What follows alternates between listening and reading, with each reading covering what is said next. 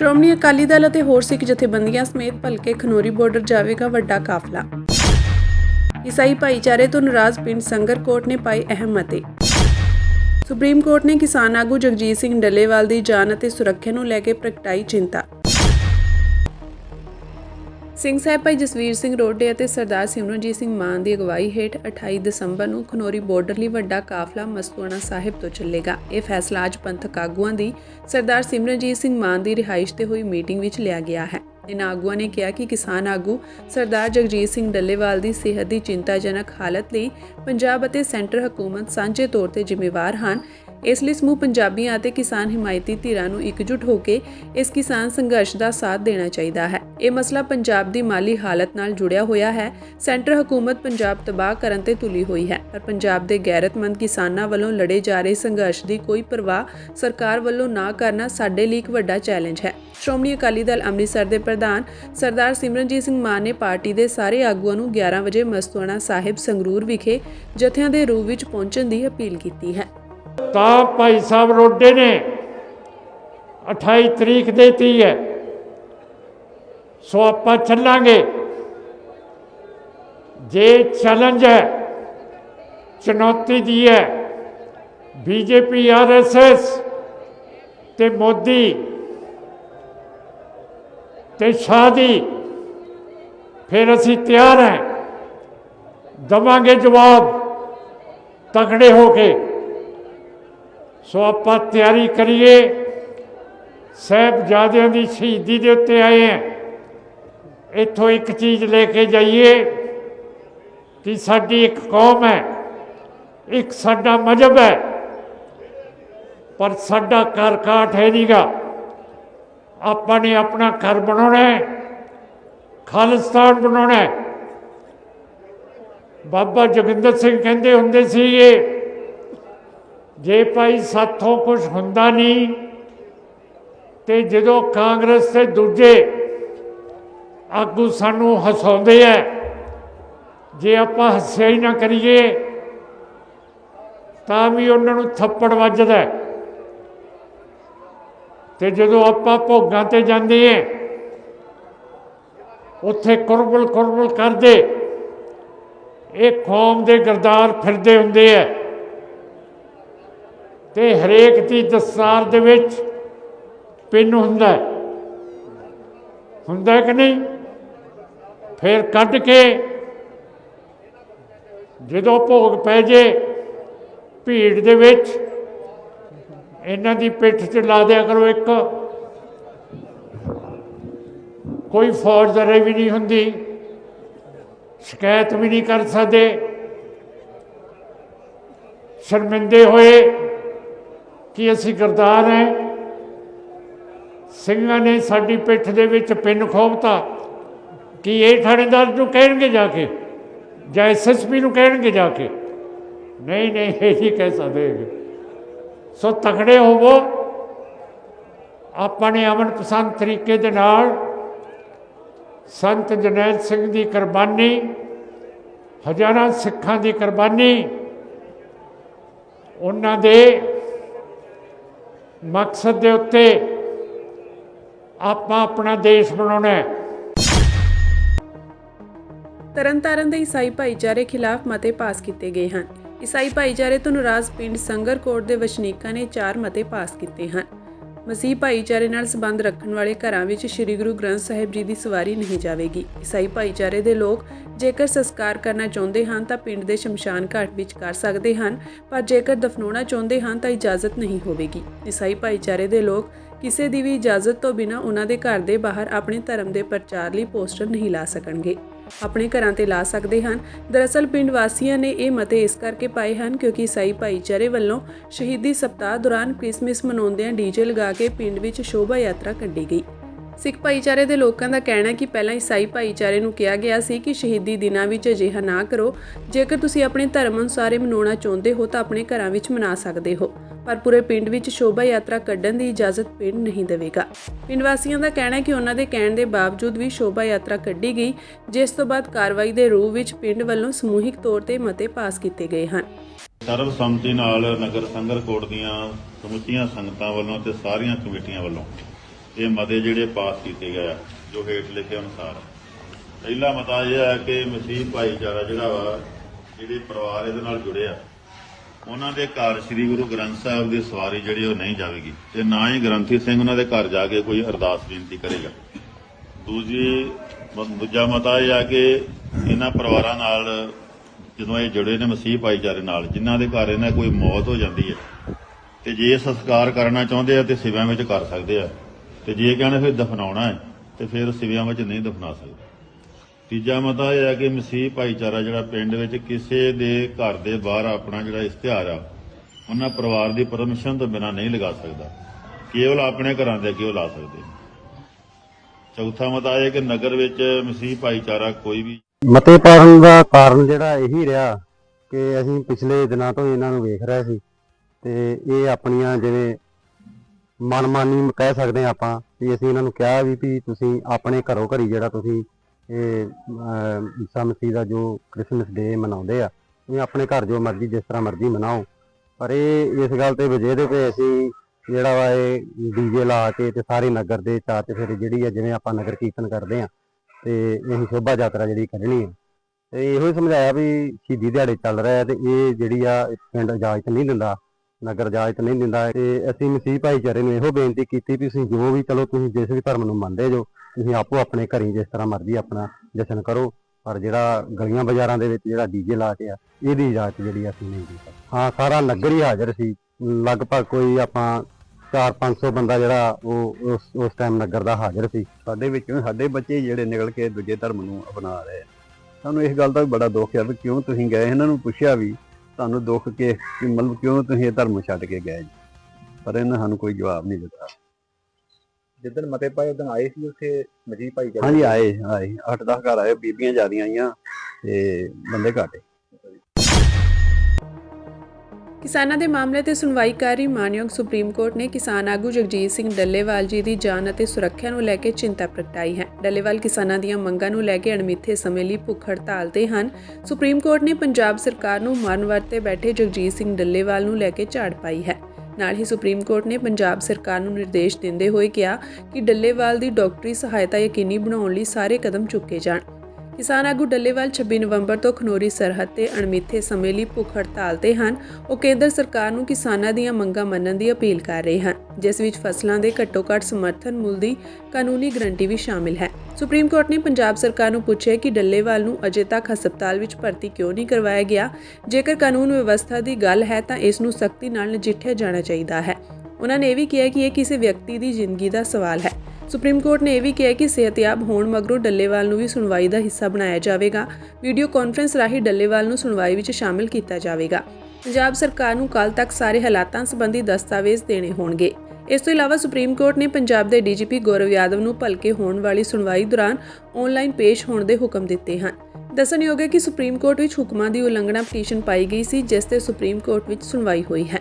Supreme court ਨੇ ਜੋ ਹਦਾਇਤ ਪੰਜਾਬ ਸਰਕਾਰ ਨੂੰ ਕੀਤੀ ਹੈ, ਇਹ ਸਾਰੀ ਦੀ ਸਾਰੀ ਜਿਹੜੀ ਕਾਰਵਾਈ ਹੈ ਪੰਜਾਬ ਦੇ ਨਿਆਂ ਸਮਾਜਿਕ ਨਿਆਂ ਦੇ ਇਤਿਹਾਸ ਦੇ ਵਿੱਚ ਅਸੀਂ ਸਮਝਦੇ ਆ ਵੀ ਇੱਕ ਸਵਾਲੀਆ ਚਿੰਨ੍ਹ ਲੱਗਦਾ ਸਾਡੀਆਂ ਨਿਆਂ ਸੰਸਥਾਵਾਂ ਤੇ, ਕਿਉਂਕਿ ਸੁਪਰੀਮ ਕੋਰਟ ਮਾਨਯੋਗ ਸੁਪਰੀਮ ਕੋਰਟ ਸਾਹਮਣੇ ਜਿਹੜੀ ਜੁਆਇੰਟ ਪਾਰਲੀਮੈਂਟਰੀ ਕਮੇਟੀ ਹੈ 31 ਐਮਪੀਆਂ ਦੀ, ਜਿਹਨੇ ਸਰਬਸੰਮਤੀ ਨਾਲ ਰਿਪੋਰਟ ਦਿੱਤੀ ਹੋਈ ਹੈ ਸੁਪਰੀਮ ਕੋਰਟ ਦੇ ਪਾਸ ਹੈ ਵੀ ਜਿਹੜੀ ਇਹਨਾਂ ਦੀ ਮੇਨ ਮੰਗ ਹੈ MSP ਗਰੰਟੀ ਦੀ, ਉਹਦੇ ਨਾਲ ਦੇਸ਼ ਦਾ ਅਰਥਚਾਰਾ ਮਜ਼ਬੂਤ ਹੋਊਗਾ।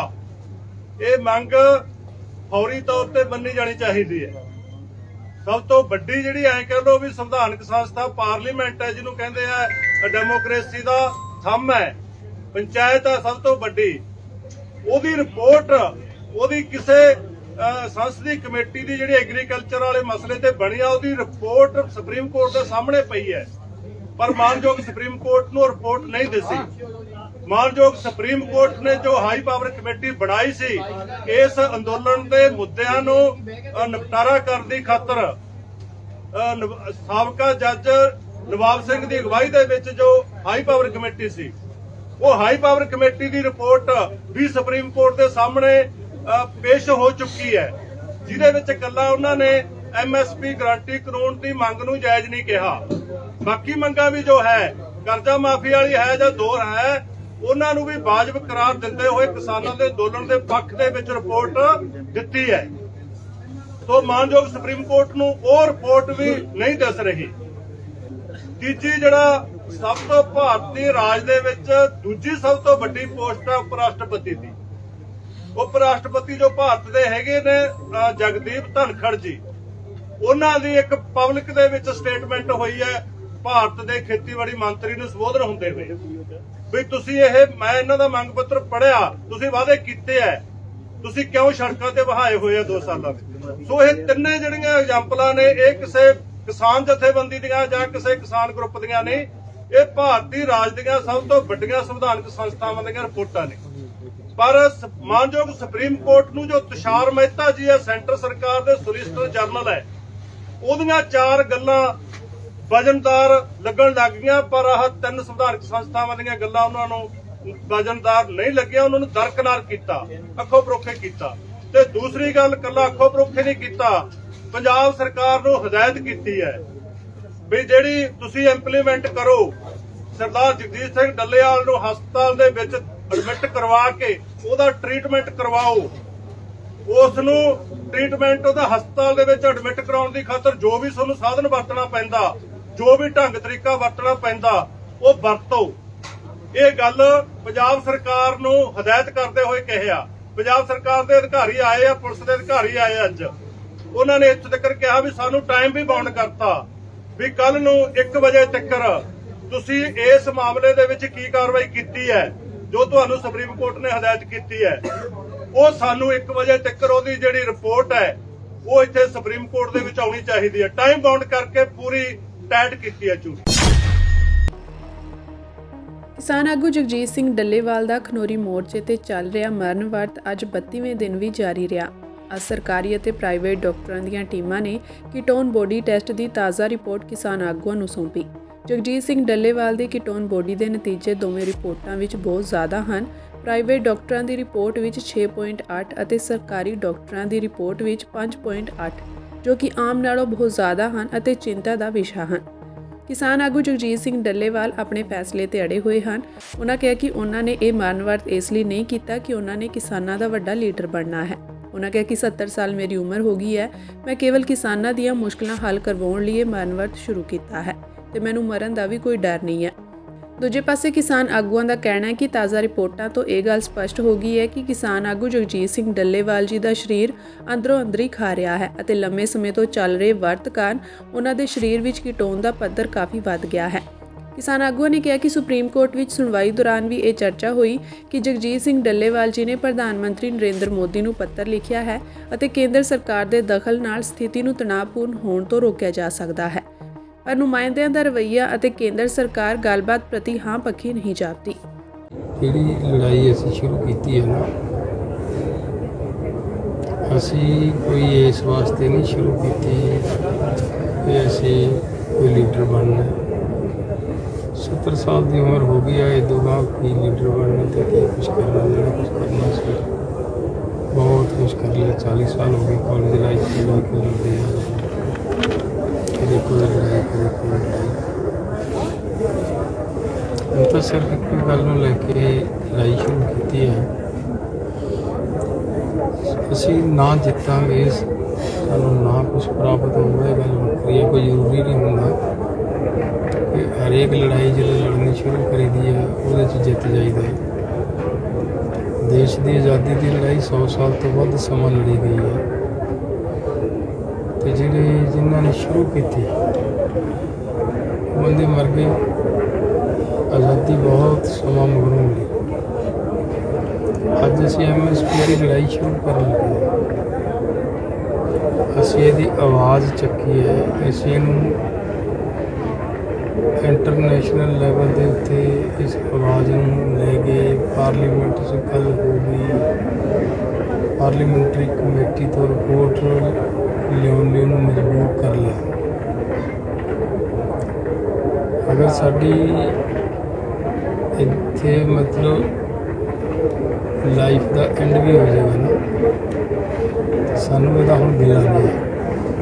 ਇੱਕ ਬੇਨਤੀ ਕਰਾਂ ਜੀ, ਕਿ ਅਸੀਂ ਕੁਝ ਕਰ ਨਹੀਂ ਸਕੇ, ਅਸੀਂ ਇਹ ਲੜਾਈ ਨੂੰ ਜਾਰੀ ਰੱਖਣਾ ਚਾਹੁੰਦੇ ਹਾਂ। ਇਹ ਸਾਨੂੰ ਇਹ ਉਮੀਦ ਹੈ ਕਿ ਇਹ ਲਾਈਫ ਦਾ ਐਂਡ ਹੈ ਜਿਹੜਾ, ਇਸ ਮੂਵਮੈਂਟ ਨੂੰ ਹੋਰ ਥੋੜੀ ਬਹੁਤੀ ਮਤਲਬ ਹਾਈਟ ਦੇ ਕੇ ਜਾਏਗਾ। ਜੋ ਕਿ ਸ਼ਾਇਦ ਤੋੜਨਾ ਵੀ ਨਹੀਂ ਚਾਹੀਦਾ। ਤਾਂ ਸਾਡੀ ਇੱਕ ਬੇਨਤੀ ਪ੍ਰਵਾਨ ਕਰ ਲਓ ਕਿ ਸਾਡੀ ਸੁਪਰਵਿਜ਼ਨ ਦੇ ਅੰਦਰ ਤੁਸੀਂ ਆਪਣਾ ਸੰਘਰਸ਼ ਜਾਰੀ ਰੱਖੋ ਸਰ। ਜਾਰੀ ਹੈ। ਹਾਂਜੀ ਸਰ। ਡਾਕਟਰਾਂ ਦੀ ਸੁਪਰਵਿਜ਼ਨ 'ਚ ਹੀ ਜਾਰੀ ਹੈ।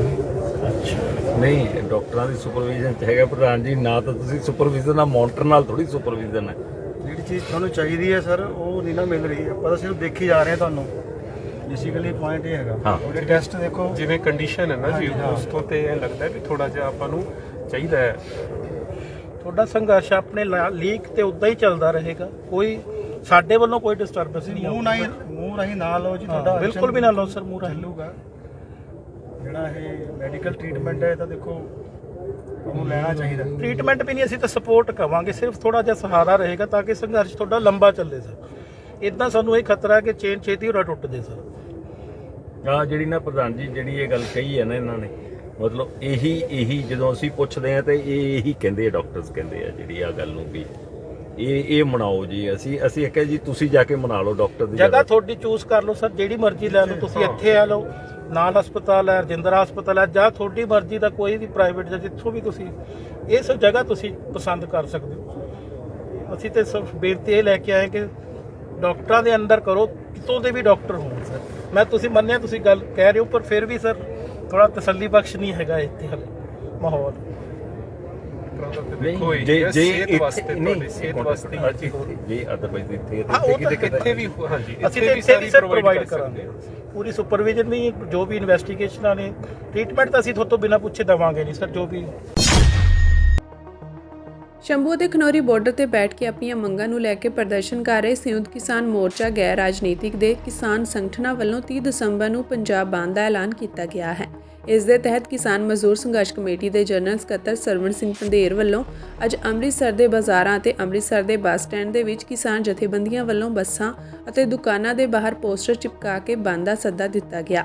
ਇਸ ਮੌਕੇ ਸਰਵਣ ਸਿੰਘ ਪੰਧੇਰ ਨੇ ਮੀਡੀਆ ਨਾਲ ਗੱਲਬਾਤ ਕਰਦੇ ਹੋਏ ਕਿਹਾ ਕਿ 30 ਦਸੰਬਰ ਨੂੰ ਪੂਰਾ ਪੰਜਾਬ ਸਵੇਰੇ 7 ਵਜੇ ਤੋਂ ਲੈ ਕੇ ਸ਼ਾਮ ਦੇ 4 ਵਜੇ ਤੱਕ ਬੰਦ ਰਹੇਗਾ। ਉਨ੍ਹਾਂ ਕਿਹਾ ਕਿ ਇਸ ਵਿੱਚ ਸਾਨੂੰ ਸਾਰੇ ਦੁਕਾਨਦਾਰਾਂ ਦਾ, ਸਟੂਡੈਂਟ ਯੂਨੀਅਨ ਦਾ ਅਤੇ ਵਪਾਰੀਆਂ ਦਾ, ਟਰਾਂਸਪੋਰਟਰਾਂ ਦਾ, ਕਿਸਾਨਾਂ ਦਾ ਤੇ ਆਮ ਜਨਤਾ ਦਾ ਪੂਰਾ ਸਮਰਥਨ ਮਿਲ ਰਿਹਾ ਹੈ। ਉਨ੍ਹਾਂ ਕਿਹਾ ਕਿ ਅਸੀਂ ਅਪੀਲ ਕਰਦੇ ਹਾਂ ਕਿ ਸਾਨੂੰ ਸਮਰਥਨ ਦੇ ਕੇ ਪੂਰਾ ਪੰਜਾਬ ਬੰਦ ਕਰ ਕੇਂਦਰ ਸਰਕਾਰ ਤੇ ਦਬਾਅ ਬਣਾਇਆ ਜਾਵੇ। ਉਨ੍ਹਾਂ ਨੇ ਕਿਹਾ ਕਿ ਬੰਦ ਵਾਲੇ ਦਿਨ ਕੋਈ ਵੀ ਕਿਸਾਨ ਸਬਜ਼ੀ ਲੈ ਕੇ ਨਹੀਂ ਆਵੇਗਾ ਤੇ ਨਾ ਹੀ ਕੋਈ ਦੋਧੀ ਉਸ ਦਿਨ ਦੁੱਧ ਪਾਉਣ ਲਈ ਸ਼ਹਿਰ ਜਾਵੇਗਾ। ਇਸ ਤਰ੍ਹਾਂ 3 ਕਰੋੜ ਪੰਜਾਬ ਵਾਸੀ ਕੇਂਦਰ ਨੂੰ ਕਰਾਰਾ ਜਵਾਬ ਦੇਣਗੇ। ਉਨ੍ਹਾਂ ਕਿਹਾ ਕਿ ਜੇਕਰ ਜਗਜੀਤ ਸਿੰਘ ਡੱਲੇਵਾਲ ਨੂੰ ਕੁਝ ਹੁੰਦਾ ਹੈ ਤਾਂ ਇਸ ਦੀ ਜ਼ਿੰਮੇਵਾਰ ਕੇਂਦਰ ਸਰਕਾਰ ਹੋਵੇਗੀ। अमृतसर में खड़ा हूँ जो अंतर्राज्यीय बस स्टैंड है। आप देखिए ये ऑर्बिट है, दूर दराज तक जाती है। यहाँ पंजाब बंद का हमने संदेशा दिया, पूरे ट्रांसपोर्ट के साथ भी हमारे साथ है। और आज पूरे अमृतसर में, उसके साथ पूरा बस स्टैंड में हर बस के ऊपर हमारा संदेश जा रहा है, पंजाब बंद पूरी तरह कामयाब होगा। जितने भी व्यापार मंडल के साथी हैं, जितने भी ट्रांसपोर्ट से जुड़े हुए लोग हैं, यहाँ तक 3 व्हीलर के यूनियन ने भी हमें समर्थन दिया। पूरी व्यापार मंडल के साथी, विद्युत अदारे पूरी तरह बंद रहेंगे। इसी तरह से रेल और सड़की आवाजाही पूरी तरह प्रभावित रहेगी सुबह 7 से लेकर 4 बजे तक। और हम सफलतम जो अपना प्रचार प्रोपेगेंडे का अभियान शुरू किया था, सफलता की ओर हमारा बढ़ते हुए जा रहा है। हमें पूरी आशा है कि पूरा पंजाब पूरी तरह ये ठप हो जाएगा। जिस तरह के हम जतन जुटा रहे हैं, पूरा पंजाबी एक साथ खड़े हो गए हैं कि ये पूरे पंजाबियों के ऊपर हमला है, अकेला किसान मजदूर के ऊपर हमला नहीं है। ये छोटी दुकानदारी को भी प्रभावित करेगा, ट्रांसपोर्ट को भी प्रभावित करेगा, मुलाजमों को भी करेगा, विद्या के ऊपर भी इसका असर पड़ेगा। इसलिए सारे पंजाबी इकट्ठा होकर पंजाब बंद को कामयाब करेंगे। तो मैं अमृतसर गोल्डन गेट मेरे पीछे नजर आ रहा है। ये आज हम लोग पंजाब बंद की मुहिम चला रहे हैं। बरसात हो रही है, फिर भी किसान बड़ी तादाद में पंजाब बंद को सफल करने के लिए हर गली हर कूचे तक पूरे अमृतसर की लगभग 14 रोड्स हैं जो अमृतसर सिटी को आती, 14 की 14 रोड के ऊपर जो है ये काफिला चल रहा है। और बड़ी तादाद में शहरियों ने कहा है दुकानदारों ने कहा है, सब्जी बेचने वालों ने कहा है, ये 3 व्हीलर वालों ने कहा है, सारे ट्रांसपोर्टरों ने बोला भी हम 30 को पंजाब बंद रखेंगे। ये अमृतसर अभी जहां अंतर्राज्यीय बस अड्डा वहां जाएंगे हम लोग, और ये लगातार हम लोग चल रहे हैं और 30 का बंद मोदी सरकार की जड़ें हिला देगा। और ये भी मांग करेगा श्री अकाली दल, कांग्रेस, आम आदमी पार्टी अपनी स्थिति को स्पष्ट करे कि वो पंजाब बंद के साथ है या मोदी सरकार के साथ है।